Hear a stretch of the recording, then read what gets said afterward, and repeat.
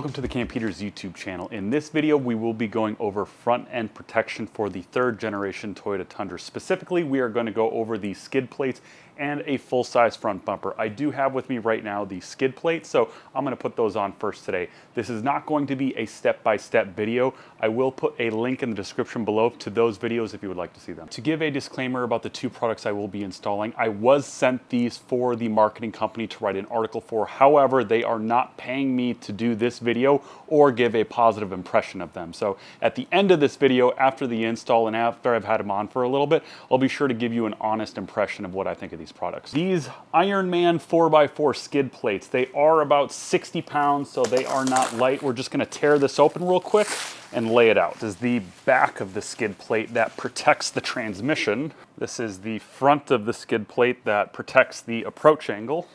Some hardware. I have a couple wired nut plates that the bolts screw into. This is part of the rear plate that protects the transfer case. And this is the middle plate that protects the engine. Right, here is the skid plate system all laid out. So it goes from the front near the approach angle all the way to the back of the transmission. We are going to start with the rear plate first. The transfer case I see with the TRD off-road trim, they do have certain skid plates on here already. Some that are plastic, some that are metal, and then one that protects the gas tank. I don't know if this will get in the way, but we'll find out.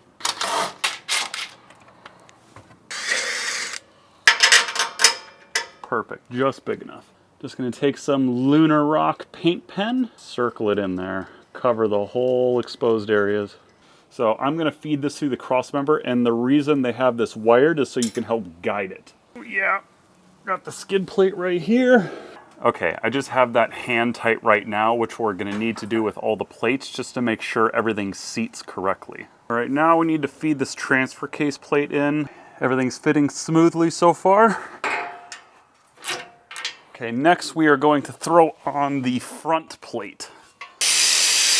All right, so when I was tightening down all the bolts, I was hoping I would have to skip this process. They did show this in the step-by-step video that this might not fit and they had to grind it down a little bit. So sadly, I had to do it too, have to grind it down, gonna put a little paint on it to prevent any rusting, but I needed to do this for it to fit on one of the cross members for the bolts to go through.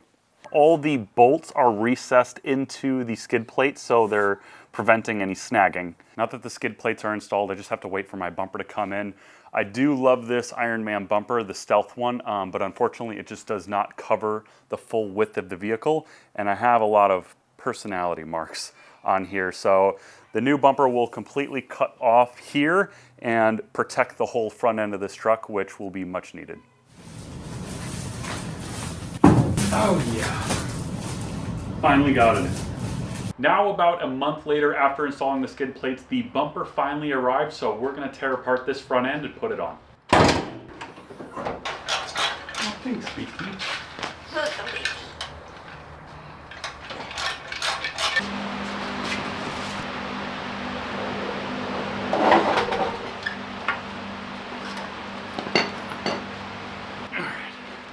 Got the bumper cover off.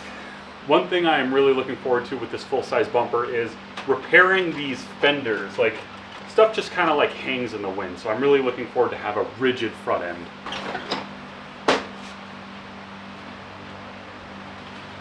All right, it's a new day. Got my coffee, got my Crocs.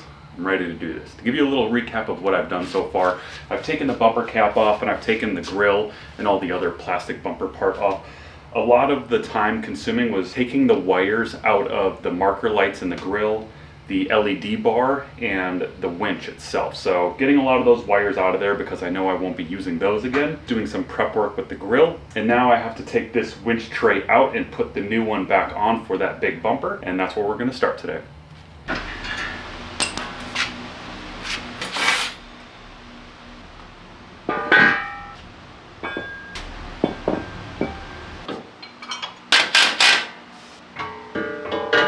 All right, we're making some good progress so far. Little hiccups here and there, but nothing I can't figure out. So we have the winch tray in and the recovery points in.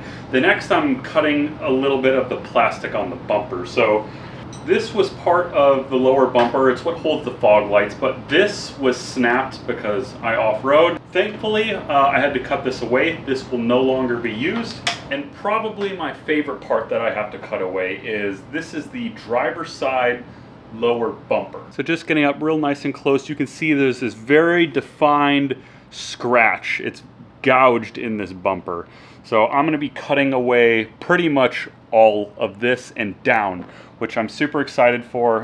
It's going to get rid of that ugly part of the bumper. It's a little bit on the other one as well. Not as terrible on this one, but there is just like a lot of brush scratches on here. So I'm excited to, oh, it's right here and all the way down. I am excited to just have this be exposed, which is a lot less likely for me to hit. And this is just all gonna be armor. What I'm using to cut these is a multi-tool. So if you guys have ever used this before, it's incredibly loud. It's getting a little late. I live in a neighborhood, so I'm gonna put this off until tomorrow morning. So this is gonna be my stopping point, but we're gonna pick it up tomorrow. All right, it is finally the weekend. I have all day to finish this project, so we're gonna get that bumper on. We're gonna get all the wiring done. We're gonna put a bunch of lights on that bumper as well. But first thing we're gonna pick up on is the cutting of the plastic. I just had 2 cups of coffee, so let's see how steady my hands are today.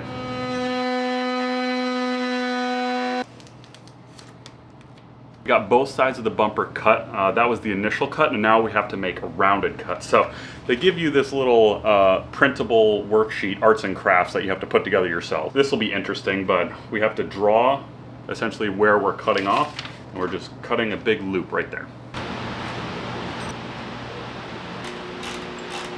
All right, we got everything prepped for the bumper, so let's bring out the star of the show.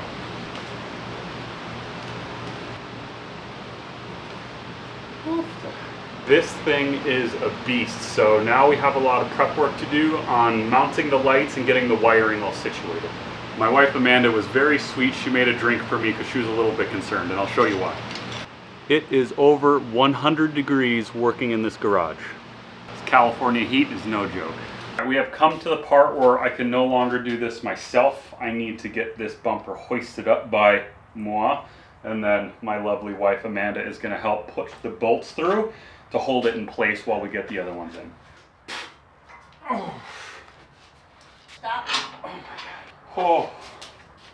It is easily over 100 pounds. All right, so a lot has happened since Amanda has helped me. We got the grill on, we got the rock guards on all sides, we got the lights on. I am having a little bit of an issue with the wiring at the moment. It is late, I can't figure it out right now. I'll do it tomorrow with a fresh brain, and we'll try again. I have finally finished this project, thankfully. This has been my toughest project to date. A lot of sensitive cutting, a lot of wiring. So they gave me a wiring harness that I just didn't use. For the life of me, I just could not figure it out. So I did my own wiring. It worked perfectly. I'll show you that in a bit. But I'm gonna drive around with it for a little bit before I give you my full impression. Got the fog lights hooked up. And the spotlights hooked up. So it has been a couple of weeks since I've put the skid plates and the full-size bumper on, and I am ready to give you my full impression of these products. So first we are going to start with the skid plates. The skid plates are nice, they're powder coated, they look really clean. They're obviously very durable, they're made of steel. They have recessed bolts, meaning that if I do come across an obstacle that scrapes those plates, they will not snag on the bolts. The skid plates do hang off the frame, but you're really not losing any ground clearance because the differential sits lower and the gas tank skid plate also sits lower. So my overall impression of the skid plates is they are well made and they protect the essentials under the truck. And next we're going to talk about the full-size front bumper. We're going to breeze over the cons just because there's not very much of them, and then we're going to go over the pros. So the cons of this full-size front bumper is obviously it's just heavy. It's over 300 pounds with all the components. The only thing I've noticed when I'm in the truck is when I'm driving at low speed on the road, it does add a little bit more resistance to my turns. But if I'm up to speed a little bit on the highway, I don't notice the turning, and then if I'm on any loose dirt or gravel,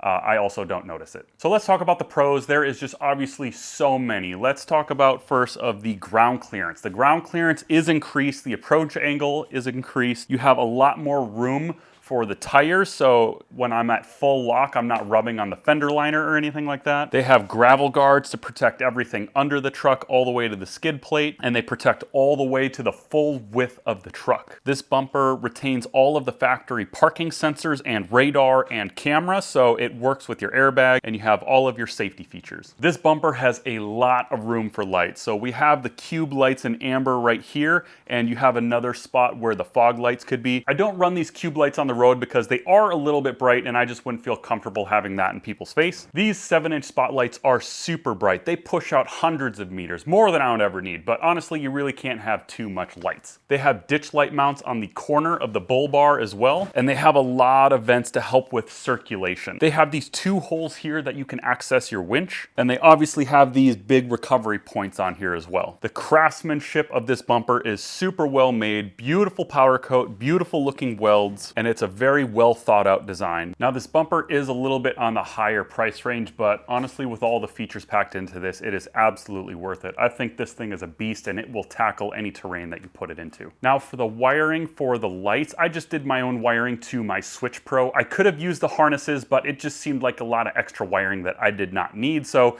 I just didn't use them. My overall impression of the bumper and the skid plates is that they are both very high quality products. Off-roading is inherently a risky activity, and knowing that I'm protecting the truck and avoiding costly repairs gives me a lot of peace of mind. That is it for this video. If you could leave me a comment downstairs, let me know what you think of these products, and I will see you on the next video.